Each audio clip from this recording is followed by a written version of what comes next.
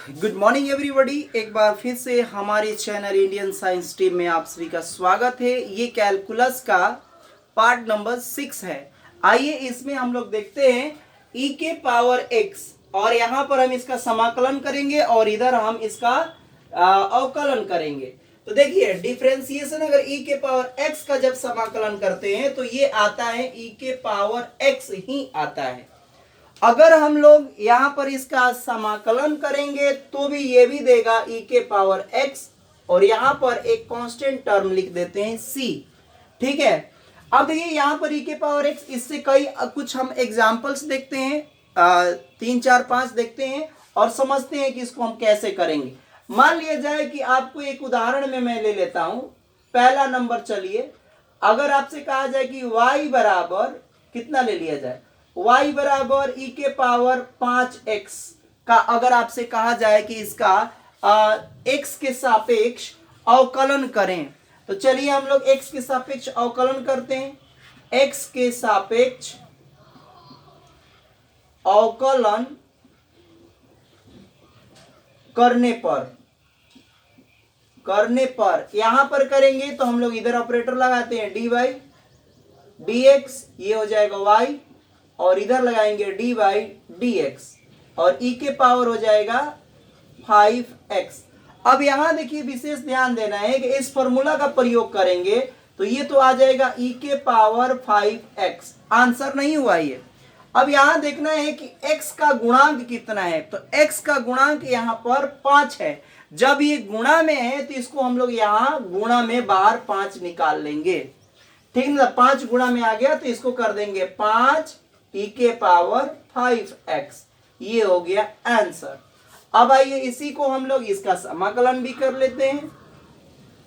तो i बराबर हम लोग ले लेंगे e के पावर कितना 5x, अवकलन कर देंगे, समाकलन कर देंगे x के सापेक्ष। इसमें क्या होता है कि आपको e के पावर, ये भी इस सूत्र के अकॉर्डिंग e के पावर 5x आएगा, लेकिन इसमें विशेष ध्यान देना है कि इसमें जो आप गुणा में कर रहे हैं इसमें सीधे भाग में चला जाता है, यानी बट्टा में चला जाएगा। ये जो गुणांक है x का गुणांक को हम लोग नीचे ले जाएंगे, तो हम नीचे लेके चले गए और ये आ गया c। ये हो गया आंसर। आइए एक दो और देखते हैं। दूसरा नंबर हो गया y बराबर मान लिया जाए e के पावर, मान लिया जाए कि यहां पर हमने ले लिया 6x। तो चलिए x के सापेक्ष अवकलन यहां लिख लीजिएगा। x के सापेक्ष अवकलन करने पर यहां हम लोग लिखेंगे dy बाई dx बराबर, यहां हो जाएगा dy dx e के पावर माइनस का 6x। अगर इसका आप करते हैं तो ये भी आ जाएगा, यही आएगा आंसर में। e के पावर माइनस का कितना हो जाएगा 6x। अब गुणा में जितना गुणांक है तो गुणांक यहां पर -6 है, तो इसको -6 ब्रैकेट में ले लीजिए -6, और इसको अब आगे लिख लीजिए गुणा करा के, तो ये हो जाएगा -6 e के पावर -6x आंसर। अब चलिए इसी को यहां पर इसका हम लोग कर लेते हैं। तो यहां लिखेंगे हम i मतलब इंटीग्रेशन, और यहां लिख लेंगे e के पावर माइनस का कितना 6x dx के सापेक्ष करेंगे। चलिए तो करेंगे तो इसमें भी आएगा e के पावर -6x। अब मैंने बताया था कि इसका जो गुणांक होता है इसमें भाग में आता है, इसमें गुणा में आता है, तो इधर लिख लेंगे -6, ये हो गया। अब प्लस का c लिख देंगे, ये हो गया आंसर। माइनस को चाहो तो आप ऊपर ले जा सकते हो, ये हो गया। आइए और कुछ एग्जांपल्स देखते हैं। मैं इधर से इरेज करता हूं इसको। चलिए टोटल मिटा ही देते हैं। तीसरा नंबर समझते हैं। जैसे मान लो तीसरा नंबर आपको दे दिया y बराबर 5 e के पावर 6x। चलो x के सापेक्ष हम लोग इसको अवकलन करते हैं, तो ये हो जाएगा dy बाई dx, यहां हो गया d बाई dx, और यहां पर है 5 e के पावर 6x। अब देखिए यहां पर कांस्टेंट टर्म है तो पहले बाहर निकाल लो, इसको बाहर निकाल लेंगे d बाई dx, और e के पावर यहां हो गया 6x 5, और e के पावर ये 6x है तो अभी यही वाला फॉर्मूला अप्लाई करेंगे तो e के पावर हो जाएगा 6x। अब मैंने बताया था कि इसका गुणा में आ जाता है, यानी 6 है तो ये हो गया 6।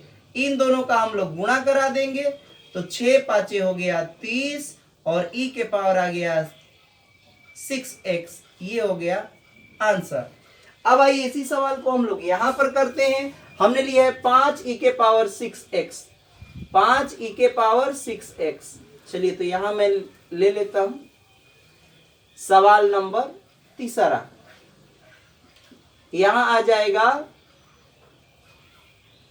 इंटीग्रेशन कितना है 5 e के पावर 6x dx।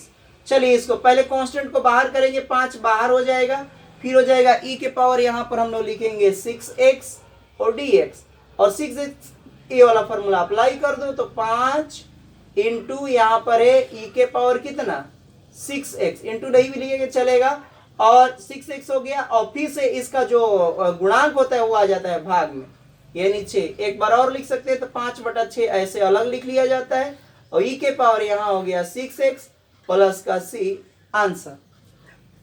और आइए एक दो और सवाल करते हैं। मान लिया जाए कि आपको दे दिया चौथा नंबर में, यहां पर दे दिया 1/e के पावर -x, तो ऐसा दे दिया तो क्या करेंगे, -x को ऊपर ले जाएंगे तो प्लस हो जाएगा, तो इसको हम लिख सकते हैं y बराबर, ऊपर जाता है तो ये प्लस बन जाएगा, फिर से वही फॉर्मूला आ गया, सी में यही वाला आ जाएगा, तो x के सापेक्ष अवकलन कर दीजिए, ये हो जाएगा dy बाई dx, यहाँ हो जाएगा dy dx e के पावर x, और यहाँ करेंगे e के पावर x का तो यही आ जाएगा e के पावर x आंसर।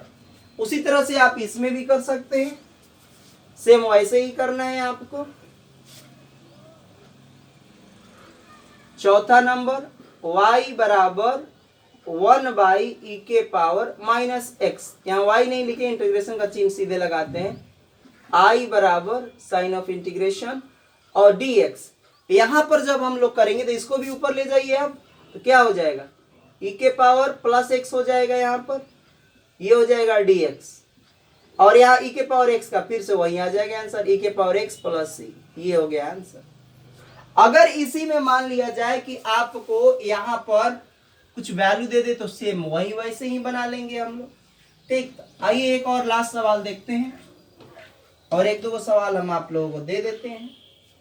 जैसे मान लो कि आपको दे दिया y बराबर e के पावर x² दे दिया, x², इसको हम लोग करेंगे x के सापेक्ष अवकलन, तो ये हो जाएगा dy बाई dx बराबर dy dx, और e के पावर ये हो जाएगा x², ठीक ना। तो यहां देखिए कैसे करेंगे, यहां तो पहले सूत्र के अकॉर्डिंग ये तो आ जाएगा, ये तो आ जाएगा e के पावर x², इस फॉर्मूला के अकॉर्डिंग ये पूरा को हम लोग लेंगे x मानेंगे, तो ये तो आ गया। इसका फिर से हम लोग एक बार और करते हैं d बाई dx, यानी x के सापेक्ष ऊपर वाले घात का फिर से कर देंगे डिफरेंशिएशन। यहाँ n वाला फॉर्मूला लगा दीजिए, n वाला फॉर्मूला क्या बताए थे, d बाई dx, x के पावर n का जो सूत्र होता है n x के पावर n-1, इस फॉर्मूला का हम लोग यहाँ प्रयोग कर देंगे, तो प्रयोग करोगे तो e के पावर हो गया x², और यहाँ करेंगे तो 2 बाहर निकल जाएगा, और x में से 2 -1 हो गया, अब ये 2 आया तो 2 को हम लोग यहाँ लिख लेते हैं, और यहाँ पर 2 में से 1 गया तो x आया, x पहले लिख लेते हैं, e के पावर फिर यहाँ लिख देंगे x², तो ये हो गया आंसर। अब चलिए इसमें भी इसी सवाल को कर लेते हैं। यहाँ पर 5वां नंबर सवाल था। अब देखिए यहाँ पर इंटीग्रेशन बराबर लिख लिया e के पावर x² dx। अब देखो ये सब्स्टिट्यूशन मेथड है, थोड़ा सा इसको सब्स्टिट्यूशन मेथड से करना पड़ेगा, समझते हैं। यहाँ पर इस वाले को हम लोग मान लेते हैं t, माना x² बराबर t। अब इसको करेंगे x के सापेक्ष अवकलन करने पर, अवकलन करने पर x के सापेक्ष अवकलन करिए, तो ये हो जाएगा d बाई dx x², इधर आ जाएगा dt बटा में dx।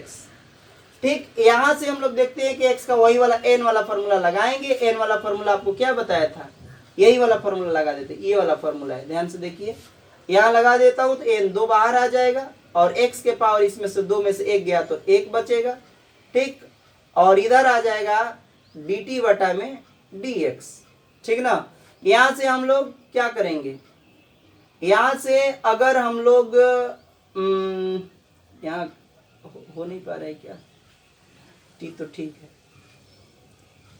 चलिए यहाँ क्या आ रहा है, तो यहाँ से हम लोग निकालते हैं यहाँ से पूरा मान, तो कितना आ जाएगा, यहाँ से हम लोग dx का मान निकाल लेते हैं। dx बराबर हो जाएगा 1/2x dt।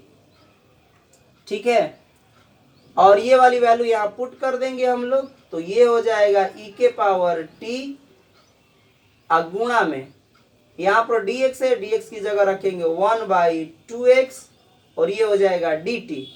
अब देखिए यहाँ x जो माना है, यहाँ पे x निकाल के हमको इसमें हल करना पड़ेगा, पहले t के रूप में लाना पड़ेगा। तो यहाँ से हम लोग अगर x निकालेंगे तो वो आ जाएगा √t, तो फिर यहाँ √t भी हमको रखना पड़ेगा, e के पावर t गुणे 1/2 यहाँ हो जाएगा t और dt। फिर वही वाला जो मेथड मैंने बताया था कि ये थोड़ा सा लंबा प्रोसेस हो जाएगा, तो इसके बारे में हम लोग बाद में चर्चा करेंगे। अभी फिलहाल में हम इतना ही स्टॉप करते हैं, ये डायरेक्ट इस तरह से हो नहीं पाएगा। ठीक ना, तो हम नेक्स्ट वीडियो में इसके बारे में मैं बताऊंगा। तो आज इतना समझ लीजिए कि पहले हम लोग अवकलन किस प्रकार से करते हैं, हम लोग नेक्स्ट वीडियो में इसके बारे में देखेंगे। बहुत बहुत धन्यवाद।